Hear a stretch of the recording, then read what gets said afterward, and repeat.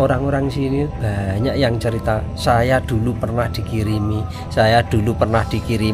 barang-barang ini gitu. Alamat yang dituju itu jelas sekali. Jelas. Ke situ memang ya. Sebentar, ini katanya udah pembayaran juga udah lunas. Makamnya Mbak Farida, Syekh Abdurrahman, Eyang Singomaruto sama Haji Umar sering ditamoni lah ke rumah, datangi ke rumah. Orangnya pakaian serba putih. ya. Kadang kalau pakai sepeda motor Vespa putih. Kalau bawa mobilnya juga putih. Orangnya cantik.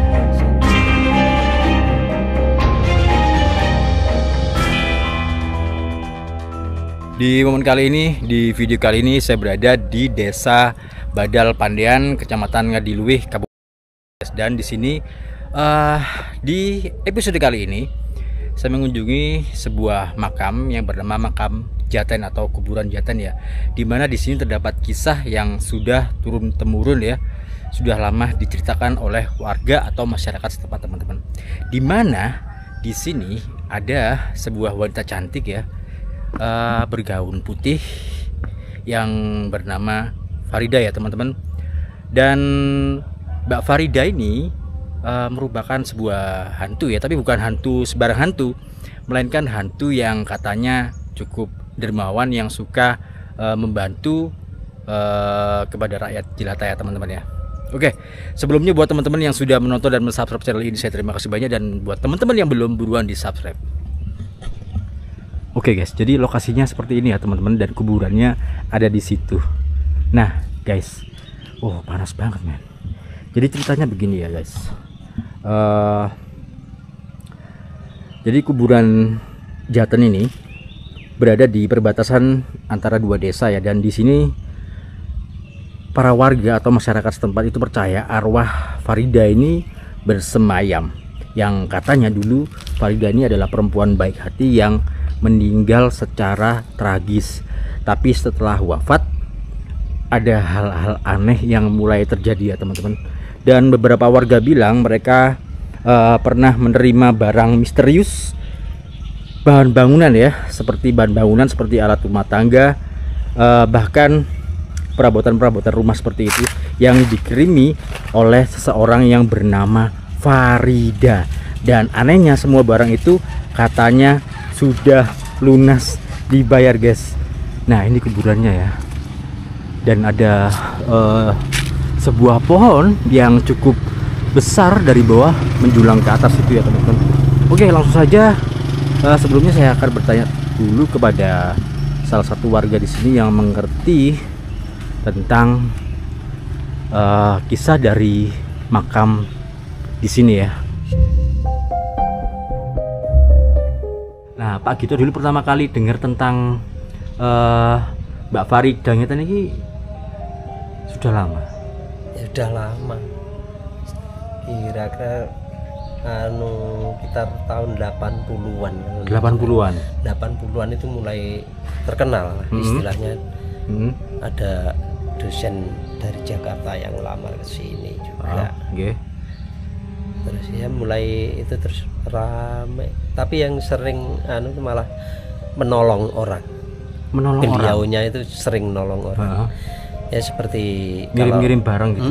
Ngirim kadang ya meja kursi, kadang kasur, kadang ada yang bata merah itu.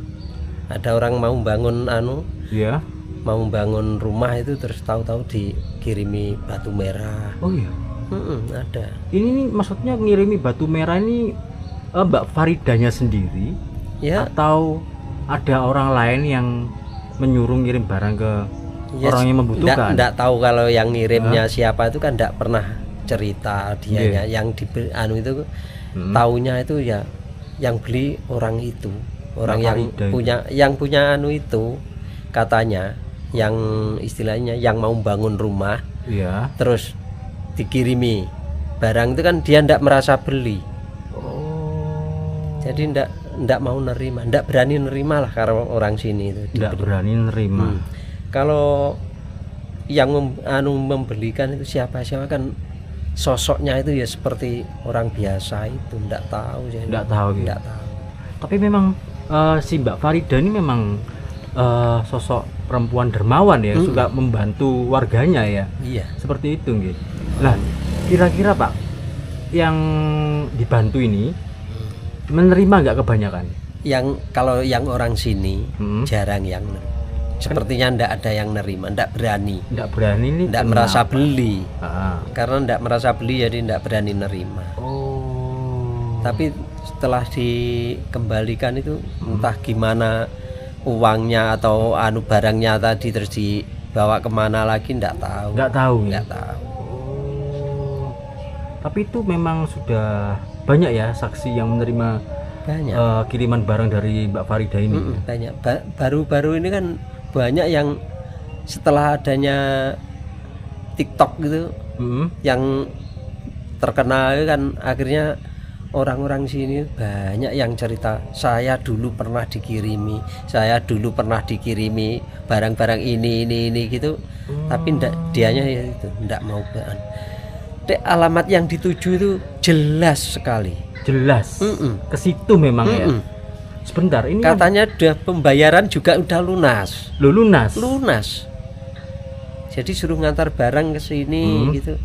Yang sebelah selatannya musola itu pernah juga dikasih itu, cuma ya. Iya, tapi ndak merasa membeli ya, ndak berani nerima. Akhirnya nggak diterima, terus dikemanakan barangnya? Ya dibawa kembali, dikembalikan lagi. Sebentar Pak, ini saya penasaran dengan orang yang dibantu. Nah, Mbak Farida ini tahu nggak orang yang dibantu ini maksudnya berada di taraf paling bawah? Orang-orang yang paling bawah itu. Orang-orang yang paling bawah itu ya. Biasanya yang dikasih orang punya istilahnya mau bangun apa, mau apa gitu, tahu-tahu udah dikasih diantar tiba-tiba gitu. Tapi ndak tahu pengirimnya siapa kan, ndak tahu. Tapi kan orang sini terus akhirnya kan paling ya wis wong kono kuwi. Tapi si yang penerima barang ini ya, misalnya penerima barang ini itu merasa nggak, maksudnya aku butuh batu bata tapi aku nggak punya duit. Ya, tapi ternyata ya seperti itulah. Mau istilahnya kan mau bangun, masih nyicil kan, biasanya nyicil ini. Lah terus tahu-tahu ada orang yang ngirimi batu bata. Oh gitu ya. Jadi memang orang-orang yang membutuhkan aja ya, yang dibantu. Oke, dermawan ya. Dermawan. Pernah pernah melihat langsung nggak sosoknya Pak? Kalau saya enggak pernah. Tapi kalau yang toko bangunan desa sebelah itu kan ada yang penjualnya dari orang sini. Tapi dia ada yang mau beli semen 5 sak. Itu katanya ya orang itu yang beli. Tapi ternyata setelah dikirim, yang punya rumah itu bilang ndak beli semen, kok ada semen di rumah. Terus siapa yang ngantar, terus yang pelayannya toko itu bilang yang saya yang ngirim. Lho aku ra tuku kok kok mau teri. Lho sampean karo bojone sampean sing tuku. Jelas wong sing aku sing nglayani ya. Jualin saya gitu ya. Loh kok bisa, Pak? Oh, jadi ini memang Mbak Farida ini kadang terlihat sosok perempuan. Kadang terlihat sosok yang mau dikirimi barang itu kan. Iya bener nggak? Iya. Oh. Jadi kan kalau orang sini itu tahunya seperti tetangganya lah. Jadi entah itu benar-benar tetangga atau kan enggak tahu. Saya sendiri kan kalau ada tamu yang datang itu kan enggak pernah nanya siapa namanya, gitu kan enggak pernah. Enggak pernah, Pak. Enggak pernah.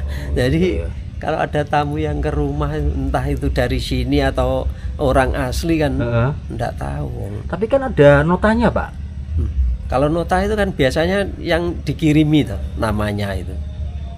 Jadi di nama nota itu yang dikirimi barang itu jelas, nama alamat itu jelas itu.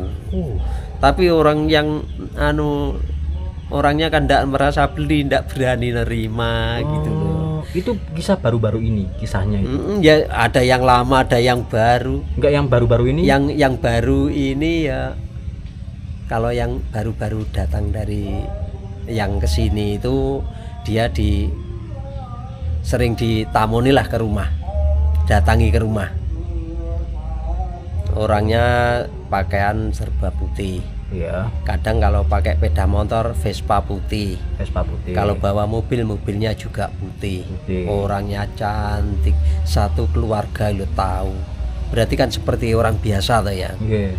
Kalau cuma satu orang yang tahu itu berarti kan jelas hantu. Itu jadi kelihatannya anak-anaknya tahu siapa toh Bu, bilang gitu. Tahu semua ya. Itu teman ibu. Terus disuruh dolan ke sini bawa bunga sama bawa dupa. Terus orangnya datang ke sini paling sekitar 2 minggu yang lalu atau seminggu yang lalu lah Mas Yan.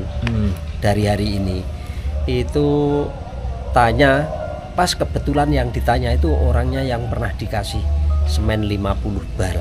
50 bal?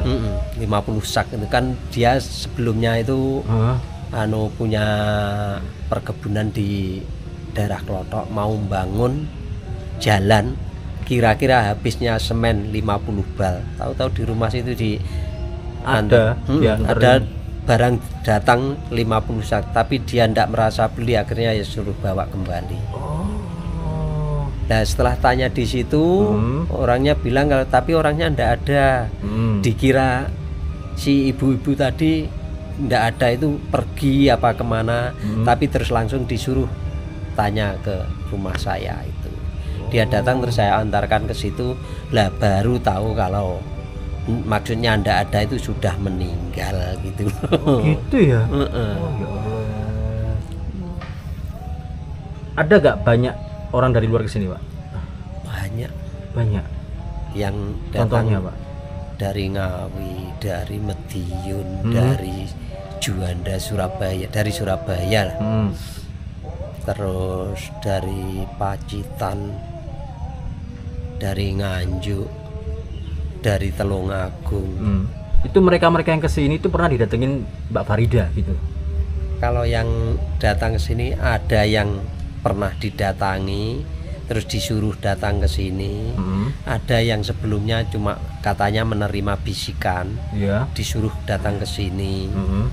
Terus itu datang, cerita saya ya cuma seperti itu lah. Terus kalau ada yang sengaja ke sini itu mau minta pertolongan, itu juga ada.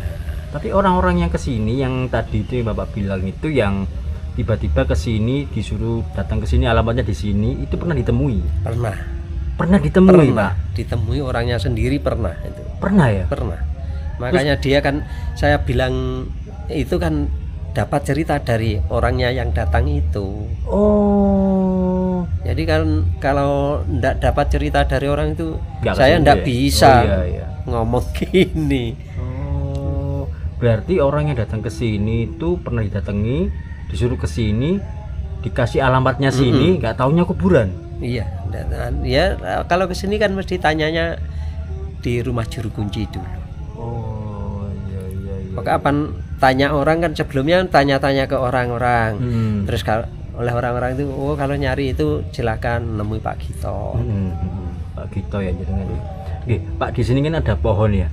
Pohon besar ini kan, Pak ya. Nah, ini yang dianggap keramat ini yang sebelah mana, Mbak? Ada 2 kan itu yang besar, Pak. Sebelahan itu yang growong itu. Boleh diantar ke sana, Pak? Mau. Oke. Yang biasa di Oke. Oke guys, jadi kita langsung menuju ke pohon keramat yang cukup besar ya. Ada 2 di sini. Yang belakang itu, Pak ya? Ya. Yang itu, Pak ya? Lewat jalannya aja. Iya, lewat jalan utama pintu masuknya ya, teman-teman. Meskipun di sini bisa, tapi kita harus lewat ya pintu masuk di situ.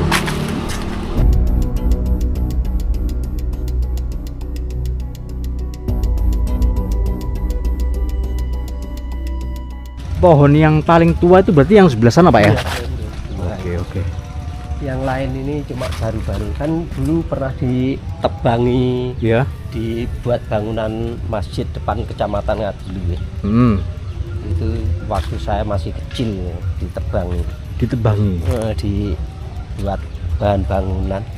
Terus yang ini sudah istilahnya semenan. Udah semenan ini ya? Tukulan dari tunggaknya. Oh. Saya teman-teman.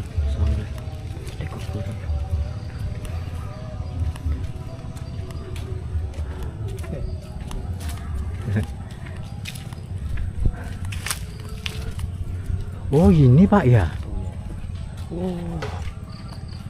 Jadi ada banyak sesajen bunga setaman ya. Bunga setaman, cok bakal, sama buat bunga kiriman. Bunga kiriman. Oh. Terus orang-orang kesini tuh Pak, tujuan kesini menaruh bunga setaman ini di sini itu meminta ke Mbak Farida atau meminta kepada Yang Maha Kuasa, Pak? Ya, kalau saya suruh ya mintanya kepada Tuhan, kepada Yang Maha Kuasa.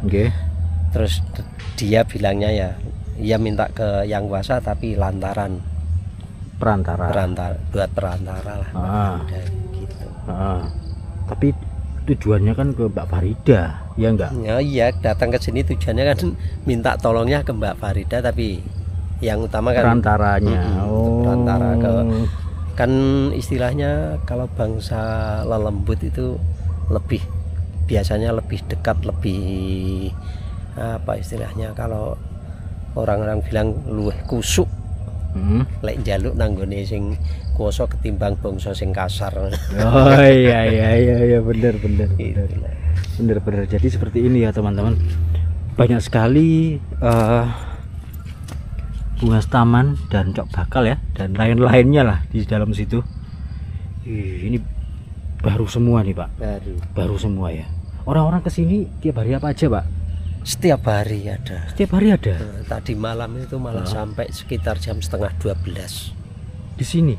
Orang berapa itu? Saya ngantar kan yang dari Ngunut, dari Tulungagung itu datangnya setelah habis Isya lah, datang ke sini. Terus yang malam lagi dari daerah Pare itu sekitar jam 10 saya antar, tapi yang dari Tulungagung belum pulang, masih di sini. Terus sampai yang dari Pare udah pulang, yang dari Tulungagung masih di sini. Tapi dianya bilang kalau alhamdulillah sudah dapat pertolongan, cuma gitu. Pertolongannya apa saya juga enggak tahu. Ya. Apa yang dimaksudkan dia kan saya enggak pernah tanya kebutuhannya ke sini itu apa. Saya juga itu haknya dia sendiri. Iya. Tapi banyak nggak yang berhasil? Ya banyak, adalah yang berhasil, tapi yang kesini itu yang banyak itu yang pernah punya usaha macet gitulah. Terus kesini alhamdulillah, kan dia bilang alhamdulillah Pak udah mulai berjalan lagi usahanya. Berarti kan asalnya macet total, terus ada lagi yang ada mau berjalan ya. Berarti ada pertolongan. Iya. Oh jadi seperti itu Pak ya. Dan di sebelah sini makamnya siapa tuh Pak? Makamnya Syekh Abdul Rahman. Syekh Abdul Rahman. Nah, kalau makamnya Mbak Farida? Kalau ceritanya Syekh Abdul Rahman itu kan yang menolong Mbak Farida ceritanya. Tapi sebentar Pak. Mbak Farida ini hidup di zaman penjajahan, masih zaman kerajaan. Penjajahan itu setelah kerajaan Pak. Nah kerajaan kan masih sekitar 360 tahun. Katanya kan waktu menemukan pertama ini kan saya masih baru jadi juru kunci. Itu bilangnya kan 350 tahun yang lalu. Berarti kan sejak zaman Belanda. Awal Belanda datang ke sini ya. Jadi beliau 350 tahun kan Belanda 350, terus Jepang 3,5 ya. Terus Belanda datang lagi kan berarti ya masih istilahnya Belanda yang pertama lah datang ke sini, tapi kan udah agak lama gitu. Oke, jadi kisahnya tadi gimana menurut sampean? Ini apa? Pak siapa? Mbah Abdul Rahman. Mbah Syekh Abdul Rahman itu katanya sampean tadi gimana?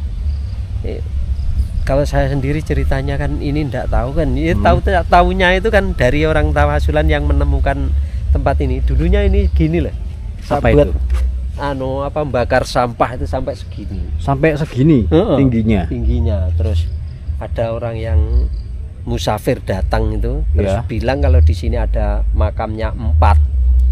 Itu baru terus dapat bisikan lah istilahnya, terus suruh bersih, terus jadi seperti ini, seperti ini. Iya.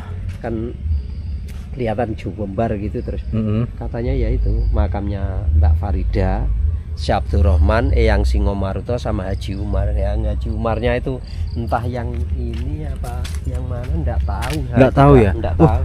Ini berarti Mbah siapa? Haji Syekh Abdurrahman. Ini memang seperti ini makamnya. Ini Makam asli. enggak, bangunan baru ini. Oh, ini bangunan baru. Berarti dipindah ya? Enggak, kan katanya tahunya makam sini terus dikasih tanda seperti ini. Oh, gitu. Dulu awalnya 4 orang tadi, 4 jasad tadi itu berdampingan. Di sekitaran sini. Di sekitaran sini. Heeh. Oh. Terus pada akhirnya ya. Ternyata begitu dibersihkan kan langsung kelihatan ada itu. Itu dulu enggak kelihatan nih. Mana sih, Pak? Ya batu bata ini enggak kelihatan. Ini ya yang ini loh. Oh, ini ya, ini dari Mataram Islam, guys. Enggak kelihatan itu dulu. Ini ya, Pak ya. Setelah dibersihkan terus tahu kelihatan kalau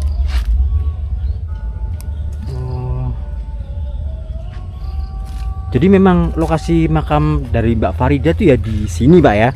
ya itu Sekitaran sini ya? Itu penemuannya musafir yang datang ke sini. Terus ada lagi yang berpendapat di sana, pohon besar yang sana itu sebelah timurnya kan, waktu itu ada orang datang terus dirasukan,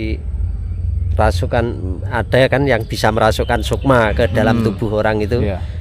Dia itu mata terpejam dari musola sana langsung terus jalan ke sana. Saya kok ndak sandung maisan saya ya, saya penasaran, saya antar aja. Terus setelah itu dia berhenti di situ, suruh nancapi pohon lah, biar ndak dilompati orang-orang lewat itu. Tapi saya tanya itu pas yang situ itu kepala atau kaki, dianya ndak bilang itu kepala atau kaki, pokoknya ya di situ cuma gitu toh. Titiknya di situ gitu ya. Oke. Nah, menurut jenengan ya, area ini, kuburan ini, Pak, kondisinya, suasananya gimana? Enak. Yo enak Pak. Adem. Ya, adem. Banyak angin memang, adem. Di samping itu kan pohonnya kan besar-besar, jadi suasana udara itu pasti lebih nyaman. Iya bener. Enggak, maksudnya suasana dari wingitnya lah. Kalau wingitnya yang penting di sini ini ndak meremehkan atau ndak sesumbar apapun. Itu aman-aman saja. Pernah nggak kejadian yang nantangin gitu, Pak? Ya itu saya kan pernah saya ceritakan kepada orang-orang yang terdahulu yang pakai istilahnya, ada YouTuber, ada apa yang pernah ke sini itu, saya bilang kalau ada yang pernah sesumbar hilang sampai sekarang. Ada ya? Hilang ini nggak ditemukan orangnya, raganya jasadnya ndak ketemu sampai sekarang masih. Kalau menurut orang yang bisa melihat ke alam gaib, katanya ada di sini ada 3 orang. Di sini tersesat di sini. Pokoknya di wilayah lingkup makam sini. Di sini ya. Nah, kalau dilihat dari menurut orang-orang spiritual di sini apa, Pak? Kerajaan atau ini apa? Ada masjid, ada pondok. Masjid, pondok. Terus yang sini katanya ada penjara. Di mana? Yang sebelah barat sini. Penjara ya? Seperti penjara ya. Yang saya katakan ada dulu yang sekitar 10 tahun yang lalu itu katanya ada 2 orang penghuninya Dian. Di dalam kamar penjara itu ada 2 orang. Penjara Belanda mungkin ya? Ya, penjaranya gaib. gaib. Ya Allah.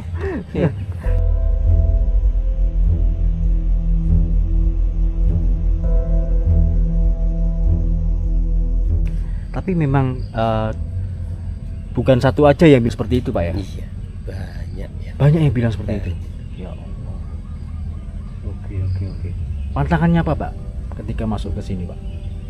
Masuk ke sini pokoknya yang utama itu istilahnya ya salam kepada yang punya kesinilah istilahnya apa? Ya wong Jawa lah, wong Jawa itu amit sewu gitu ya. Kita hidup di Jawa, kita harus memberi salam kepada tuan rumah gitu ya. Yang santun lah, yang kalau datang itu enggak perlu berkata apa sumbar apa meremehkan, lah cuma gini aja kok. Enggak boleh bilang gitu. Enggak boleh ya. Pokoknya maunya apa ya terang-terangan aja. Minta apa. Yang jelas kalau ke sini kan kita bisanya doa. Jadi doa saja lah. Iya. Tapi Pak, menurut jenengan kisah Mbak Farida ini nyata ya? Nyata ya? Nyata yang diberi itu sudah banyak. Tapi ya itu kalau orang sini kebanyakan enggak mau menerima.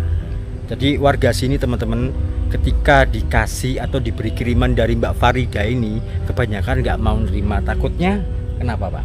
Ya enggak apa-apa sebenarnya kalau ada yang nerima itu enggak apa-apa. Dianya juga enggak minta balasan kok. Oke.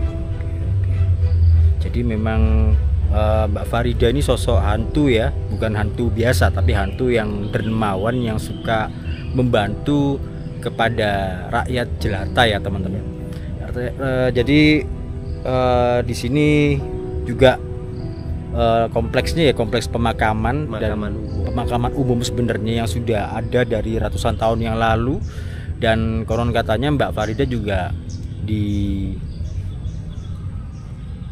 kebumikan di sini ya. Tapi nggak tahu ya, maksudnya beliau ini meninggalnya karena apa? Meninggalnya karena apa itu karena saya kan orang-orang zaman sekarang. Iya. Istilahnya enggak pernah dengar cerita dari orang-orang terdahulu. Iya. Dari kakek nenek saya tanya ya enggak tahu ya. Oke. Yang biasa menemukan kan orang-orang yang seperti musafiran itu, yang tawasulan gitu. Iya. Ya orang yang bisa melihat lah.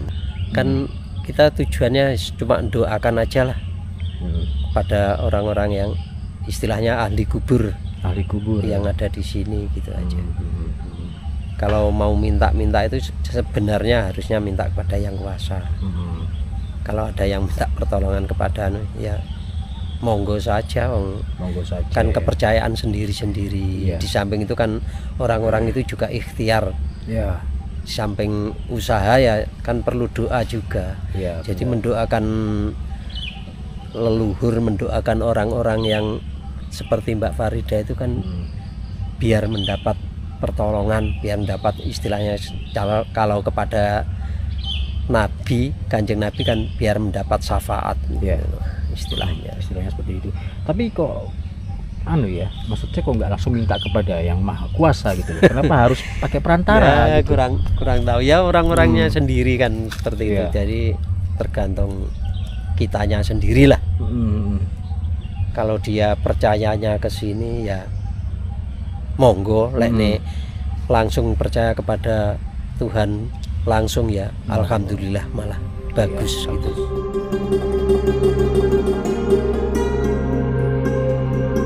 Oke, tadi setelah berbincang-bincang dengan Bapak Juru Kunci yang bernama Pak Gito di sini, entah benar atau tidak, tapi kisah tentang kiriman dari dunia gaib ini sudah cukup lama ya, dan nyata ya teman-teman.